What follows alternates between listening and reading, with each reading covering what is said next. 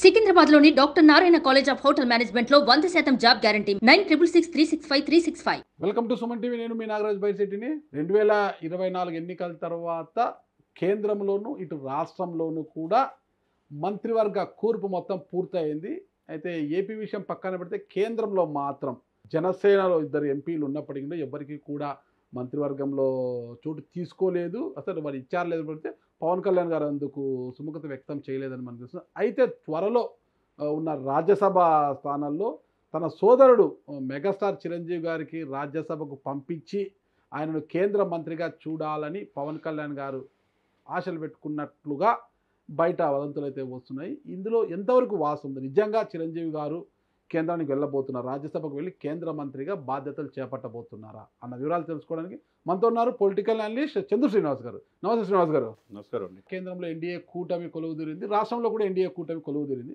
రాష్ట్రంలో మంత్రివర్గ కూర్పు అయిపోయింది, ఎవరి బాధ్యతలు చేపడుతున్నారు. అయితే ఇంకా కేంద్రంలో విస్తరణ ఉంది అంటున్నారు. ఇందులో భాగంగా అంటే పవన్ కళ్యాణ్ గారు ఇప్పటివరకు ఒక మంత్రి పదవి కూడా తీసుకోలేదు కేంద్రం. అనుకొని ఉంటే తీసుకొని ఉండొచ్చు అన్నట, బాలశౌరికి కావచ్చు, ఉదయ్ సిన్హా. అయితే పెండింగ్ పెట్టారు. అయితే ఇక్కడ తన సోదరుడు మెగాస్టార్ చిరంజీవి గారిని రాజ్యసభకు పంపించి కేంద్ర మంత్రిగా చూడాలనేసి పవన్ కళ్యాణ్ గారు అనుకున్నట్లుగా బయట వార్తలు వస్తున్నాయి. ఇందులో ఎంతవరకు వాస్తవం ఉందంటారు? నాకు తెలిసి చిరంజీవి గారు తీసుకోరండి. Already okay. ఆయన చూడండి మంత్రి పదవి కాదు, ఓకే. కేంద్ర మంత్రిగా పనిచేశాడు, టూరిజం టూరిజం మంత్రి చేశాడు. అనేకంగా ఇప్పుడున్న మల్లు బట్టి విక్రమార్క గారు కూడా ఆ కాన్స్టిట్యున్సీకి కూడా నీటికి ఏదో ఇబ్బంది అయితే ఆయన కూడా శాంక్షన్ చేశాడు ఎంపీ ల్యాండ్స్. ఓకే. ఉభయ రాష్ట్రాల్లో మంచి పని చేశాడనే పేరు వచ్చింది కాబట్టి ఆయన సినిమాలు నాకు రాజకీయాలు వద్దనుకున్నాడు కాబట్టి ఇప్పుడు ఆయన సినిమాలు తీసుకుంటూ ఉన్నాడు. దేశంలోనే అత్యున్నతమైన పద్మవిభూషణ్ అవార్డు సాధించాడు. ఇప్పుడున్న సిచ్యువేషన్స్ బట్టి నాగబాబు గారు రాజ్యసభ తీసుకుంటాడని తెలుస్తుంది స్పష్టంగా. ఓకే. ఎందుకంటే చిరంజీవి గారు జనసేన పార్టీ పవన్ కళ్యాణ్ గారు స్థాపించినప్పటి నుంచి కూడా తమ్ముడిని ఆశీర్వదించారు చెప్తే ప్రత్యక్షంగా ఎక్కడాకొచ్చి ప్రచారం చేసింది కానీ తమ్ముడి పార్టీని ఆశీర్వదించమని కానీ ఓట్లు వేయమని కానీ ఎన్నికల్లో ఎక్కడ చిరంజీవి గారు తెర మీదకి రాలేదు. అంటే అతను ప్రజారాజ్యం ఆవిర్భావం తర్వాత తెరమరుగు తర్వాత మళ్ళీ సినిమాలకు వచ్చేసి సినిమాలు చేసుకుంటున్నారు తప్పితే ఎక్కలేదు. తమ్ముడు మళ్ళీ పార్టీ గెలిచిన తర్వాత ఉప ముఖ్యమంత్రి అయిన తర్వాత తమ్ముడిని అంటే అది బాధ్యతగా ఒక అన్నగా బాధ్యతగా ప్రమాణ స్వీకారానికి వెళ్ళాడు. తమ్ముడు వచ్చినప్పుడు హ్యాపీగా ఆలింగనం చేసుకున్నాడు. అందరూ చూసాం అదంతా కూడా, ప్రేమ చాలా ఎమోషనల్ టచ్ అదంతా కూడా. అది అయితే ఇంత దూరం నాగబాబు గారు తొలి నుంచి కూడా పవన్ కళ్యాణ్ గారు ఏంటో ఉన్నారు. నాగబాబు గారు టీటీడీ చైర్మన్ అని అప్పుడు కొంత వార్తలు కూడా బయటకు వచ్చాయి. ఆయన ఎవరు నమ్మకండి, ఇవన్నీ వదంతులు నమ్మకండి, ఆయన కూడా కొట్టి పారేశారు. కానీ నాగబాబు గారు రాజ్యసభకు వెళ్ళి మంత్రి అవుతారేమో అని ఒక ఆలోచన కూడా ఉంది. కానీ ఉన్నట్టుండి ఇప్పుడు చిరంజీవి గారి పేరు వస్తుంది అనమాట. చిరంజీవి గారు అంతకు మించి అది మీరు కొద్దిగా అత్యాశ అనుకోవచ్చు, లేదా మీరేంది అట్లా చెప్తున్నారు అనుకోవచ్చు. కానీ అది రాష్ట్రపతి ఉపరాష్ట్రపతి ఇక ఆయనకి అదే మిగిలింది. ఓకే. ఓకే. ఆ స్థానంలో ఏ రోజుకైనా మీరు చూస్తారు ఆయన్ని. చిరంజీవి గారు ఈ రోజు చెప్తున్నా సుమన్ టీవీలో మీరు చూడండి. అంతేగాని ఈయన రాజ్యసభ తీసుకోడు. రాజ్యసభ నాగబాబు గారికి వస్తుంది. అది అస్సాం నుంచి వస్తుందా వేరే స్టార్ట్ నుంచి ఖాళీ ఉన్న దాన్ని బట్టి రాజ్యసభ ఇస్తారు. ఎందుకంటే అనకాపల్లి గెలిచే సీట్ వదులుకున్నాడు బీజేపీ పొత్తులో. లేకపోతే ఆయన పాపం ఆయన పార్టీ మొదటి నుంచి ఉన్నాడు ట్రబుల్ షూటర్ లాగా. ఒకవైపు మనోహర్ గారు నియోజకవర్గ పరిమితమైన ఆయన, ఒకవైపు పిఠాపూర్లో తన బ్రదర్ని గెలిపించుకోవడం కావచ్చు, ఎక్కడెక్కడ డిస్టర్బెన్స్ ఉంటే పార్టీ ఆఫీసులో కూర్చొని సమన్వయం చేస్తా పార్టీ గెలుపు కోసం కృషి చేశాడు. సాక్రిఫైస్ చేసినప్పుడు ఆయనకి ఎంపీ ఇవ్వాలి కదా. ఆయనకి మీరన్న ఏదైతే చిరంజీవి గారు కనుక్కున్న రాజ్యసభ మంత్రి ఏదైతే ఉందో అది నాగబాబు గారికి వచ్చే అవకాశం స్పష్టంగా ఉంది. అంటే చిరంజీవి గారు మాత్రం రాష్ట్రపతి లేదా ఉపరాష్ట్రపతి డెఫినెట్గా అవుతారు. ఇక రెండు అంటే ఆల్రెడీ కేంద్ర మంత్రి పదవి చేశారు కాబట్టి రాష్ట్రపతి కావచ్చు, ఉపరాష్ట్రపతికి అయ్యే అవకాశం ఉంది. ఎందుకంటే ఈరోజు ఎన్డీఏ కూటమిలో చాలా ముఖ్య భూమికి పోషిస్తారు పవన్ కళ్యాణ్. అంటే సీట్లు తక్కువ ఉన్నప్పటికీ కూడా ఏపీలో కూటమిని కలపడానికి పవన్ కళ్యాణ్ గారు చేసిన ప్రయత్నాలు మీ అందరికీ చిన్న విషయం కాదు. పవన్ కళ్యాణ్ లేకపోతే ఈరోజు కూటమి కలిసేది కాదు. రాష్ట్రంలో ఎన్డీఏ కూటమి అధికారంలోకి వచ్చేదా లేదా అనేది కూడా ఒక ప్రశ్నార్థకమే ప్రశ్నే. అది కేవలం పవన్ కళ్యాణ్ గారు రావడము, కాపు ఓట్ బ్యాంక్ అంతా కూడా ఒక పోలరైజ్ కావడము, వద్ద ఏకతాటిపైకి రావడము ఈసారి చూసాం. మనం కాపుల్లో ఐక్యత అనేది ఈ ఎన్నికల్లో మాత్రమే చూసాం. 90%. అదే 90%. ఇంత పెద్ద స్థాయిలో కాపులంతా కూడా ఏకతాటిపైకి రావడం అనేది ఎప్పుడు జరగలేదు అనమాట. ఎప్పుడు కూడా అలా ఎవరి గుంపు వాళ్ళది అనమాట. ఒకప్పుడు చూసాం రంగా ఇన్సిడెంట్ అప్పుడు చూసాం. రంగా ఇన్సిడెంట్ అప్పుడు అది వేరే సన్నివేశం. అంటే రాజ్యాధికారంలో భాగం కావాలి అంటే నిద్ర కావాలంటే పవన్ కళ్యాణ్ గారికి పట్టం కట్టాలి. డెఫినెట్గా సార్. ఏమంటే దానికి ఒక ఉదాహరణ చెప్తాను సార్. ఒక రామ్ మనోహర్ లోహియా అని సోషలిస్ట్, మీకు కూడా తెలుసా బుక్.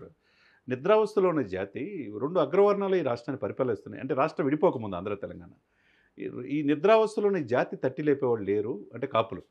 అంటే కాపులు 2 రాష్ట్రాలు కలిసినప్పుడు 34 to 36%. ఇప్పుడు 28%. ఇప్పుడు 28% ఉన్నారు. ఇప్పుడు ఎక్కువగా ఇప్పుడు 14% ఎక్కడ ఉంటే అక్కడ 25% ఉన్నారు అనుకోండి, పక్కన పెడితే 20 అనుకోండి ఆంధ్రప్రదేశ్. నిద్రావస్థలోని జాతికి 3% ఉన్న ఒక కమ్యూనిటీ, 6% ఉన్న ఒక కమ్యూనిటీ, ఈ 2 అగ్రవర్ణాల చేతిలోనే రాజ్యాధికారం ఉన్నప్పుడు నిద్రావస్థలోని జాతి తట్టి లేపేవాడు గనక వస్తే డెఫినెట్గా వీళ్ళు మిగతా బీసీ ఎస్సీ ఎస్టీలు కలుపుకొని రాజ్యాధికారులు వస్తారని రామ్మోహన్ లోహియా గారు ఆ రోజే రాశాడు. నిజంగా ఆ నిద్రావస్థలో ఉన్న జాతి తట్టి లేపింది ఎవరు? చిరంజీవి గారు. ఓకే. చిరంజీవి గారు ఏదో పార్టీ ప్రజారాజ్యం పార్టీ ఆవిర్భావంతో తట్టి లేపాడు. నిజంగా తట్టి లేపి 18 మంది ఎమ్మెల్యేలు 17% ఓటు అంటే మామూలు విషయం ఉభయ రాష్ట్రాల్లో. తెలంగాణలో కూడా పార్టీ గెలిచింది కదా. ఇక అంటే ఆ రోజున ఆ ప్రయత్నం అనేది ఎవరు చాలామంది చిరంజీవి గారు అంటారు సక్సెస్ కాలేదు. సక్సెస్ అయ్యాడు. జనరల్ సీట్లు కూడా బీసీలకి ఎస్సీలకి సీట్లు ఇచ్చాడు. మీకు తెలుసు ఎక్కడో తుపాకుల మునెమ్మ నెల్లూరు టికెట్ ఇచ్చి డబ్బులు కూడా ఖర్చు పెట్టారంటే అంటే ఒక సోషల్ ఈక్వేషన్స్లో ఫస్ట్ ప్రయత్నం చిరంజీవి గారు చేస్తే ఈ రాజకీయాలు ఈ కుళ్ళు కొత్తలు ఆయన ఇవ్వలేకపోయాడు. పాలిటిక్స్ ఈజే మీకు తెలియదు కదా నారాజు గారు. పాలిటిక్స్ తెలిసినోడే పాలిటిక్స్లో సక్సెస్. పాలిటిక్స్ ఈజ్ పాయిజన్ కూడా. అటువంటి చిరంజీవి గారు నాకెందుకురా బాబు అని చెప్పి ఈ రాజకీయాలు వద్దని పక్కెళ్ళిపోయాడు. కాంగ్రెస్లో విలీనం చేయడం ఇవన్నీ నచ్చల ఎవరికి? దగ్గరగా చూస్తున్న పవన్ కళ్యాణ్ గారికి. ఆయన పార్టీ పెట్టాడు 2014 మార్చి 24 పార్టీ పెట్టాడు. దశాబ్దం పైన పోరాడాడు. అంటే is the trouble shooter, is the man of the match, is the national political star అంటున్నారు కదా. ఎక్కడ గెలవని వ్యక్తి పార్టీ పెట్టి అన్నప్పుడు ఆ పార్టీలు ఎన్ని అవమానాలు, ఎంతమంది చేరి ఆ పార్టీని నిర్వీర్యం చేసిందని కళ్ళమ్మటి చూశాడు కదా. ఆ తప్పు జరగకుండా దశాబ్దం పైన ఉన్నాడు కాబట్టి ఈ రోజున మీరన్నట్టు నిలబడ్డాడనే ఉద్దేశంతో కాపులంతా చాలామంది కేతిరెడ్డిలో ఉంటారు ఇంటర్వ్యూలో కూడా చెప్తారు కాపులు సాలిడ్గా పవన్ కళ్యాణ్ తిట్టడమే మేము ధ్యేయంగా పెట్టుకున్నాం. దాని వెనక కాపులు గ్లాస్ ఛాన్స్ అన్నట్టు సాలిడ్గా నిలబడ్డారు. అంటే పవన్ కళ్యాణ్ గారు మరి టార్గెట్ చేసి మాట్లాడడం కూడా కాపుల్లో కొంత చైతన్యాన్ని తీసుకొచ్చింది. అవును, జీర్ణించుకోలేపారు. పవన్ని ఓడించండి, నా సిస్టర్ని డిప్యూటీ సీఎం చేస్తారంటే డిప్యూటీ సీఎం ఆయన సీఎం కాలేదు, ఆమె డిప్యూటీ సీఎం కాల. అంటే ఇంకా 10,000 ఓట్లు పెరిగినాయి అక్కడ. 50-60,000 కాడి నుంచి 71,000 మెజార్టీ. ఇక్కడ ఏంటంటే గోదావరి జిల్లాలో మనకు తెలుసు శపథం చేశాడు సార్, మీకు తెలియంది కాదు. గోదావరి జిల్లాలో ఒక్క సీటు కూడా మీకు రానినన్నాడు. East 0 west 0. మీరు చూసారా? 8 జిల్లాలు 9 జిల్లాలు 0కు పరిమితమైనవి.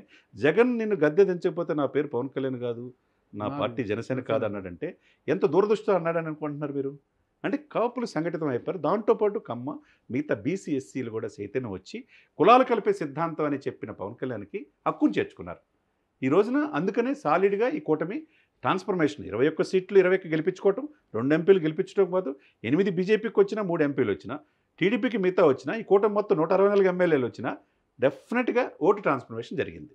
కాబట్టి కీలకమైన పాత్ర ఈ ఎలక్షన్స్లో కాపులు. నాగబాబు గారికి రాజ్యసభ ఇస్తారు అన్నది కరెక్ట్ అంటారు. డెఫినెట్గా 100% రాజ్యసభ త్వరలో మనం మళ్ళీ డిస్కషన్స్లో మాట్లాడుకుంటాం.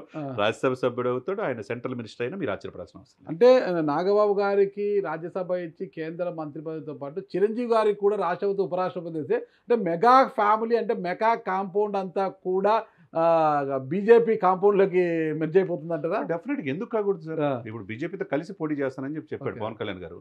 ఇక్కడ ఆ రోజు పోటీ చేయకుండా విత్డ్రా చేసుకోబట్టి 42 కార్పొరేటర్లు అయ్యారు బండి సంజయ్ ఉన్నప్పుడు. మీరు చూశారు కదా. మరి నెక్స్ట్ మరి కలిసి పోటీ చేస్తే సేమ్ అదే రిజల్ట్ వస్తుంది కదా. కాబట్టి ఇక్కడ కూడా ఉన్నారు కదా ఓటర్లు, ఆంధ్ర నుంచి వెళ్ళిన వాళ్ళు ఇక్కడ కూడా ఉంటారు కదా. కాబట్టి ఇక్కడ ఏంటంటే పవన్ కళ్యాణ్ గారు చిరంజీవి గారు అంత తక్కువ అంచనా వేయలేదు.